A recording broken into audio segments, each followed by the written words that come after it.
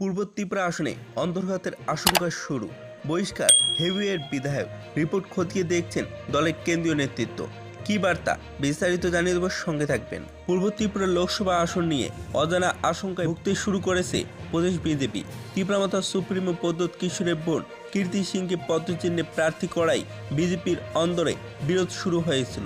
ওই বিরোধের জেরে পূর্ব ত্রিপুরা আসনে অন্তর্ঘাতের সম্ভাবনা দেখতে পাচ্ছেন প্রদেশ বিজেপির অন্দরে সূত্রের খবর অনুযায়ী পূর্ব ত্রিপুরা আসনে বুথভিত্তিক পর্যালোচনায় এমনই চিত্র উঠে এসেছে। শনিবার শোকজ করা হয়েছে আমবাসা মণ্ডল সভাপতি চন্দন ভৌমিককে। দলীয় আইন শৃঙ্খলা ভঙ্গ এবং সংগঠন বহির্ভূত কার্যকলাপের জন্যই তাকে শোকজ করা হয়েছে বলে জানানো হয়েছে। আবার বেশ কয়েকজন মণ্ডল সভাপতিকে আগামী দিনে শোকজ করা হতে পারে বলে বিজেপির সূত্রের খবর। যতদূর জানা গেছে, আমবাসায় গত বিধানসভা নির্বাচনে ত্রিপুরামাতার সঙ্গে জোট টক্কর ছিল শাসক দল বিজেপির। স্বাভাবিকভাবেই ত্রিপুরামাতার সঙ্গে আঘাত কিংবা পদ্ধতির বোনকে প্রার্থী করা কোনোটাই মেনে নিতে পারেনি আমবাসা বিজেপি কর্মীরা।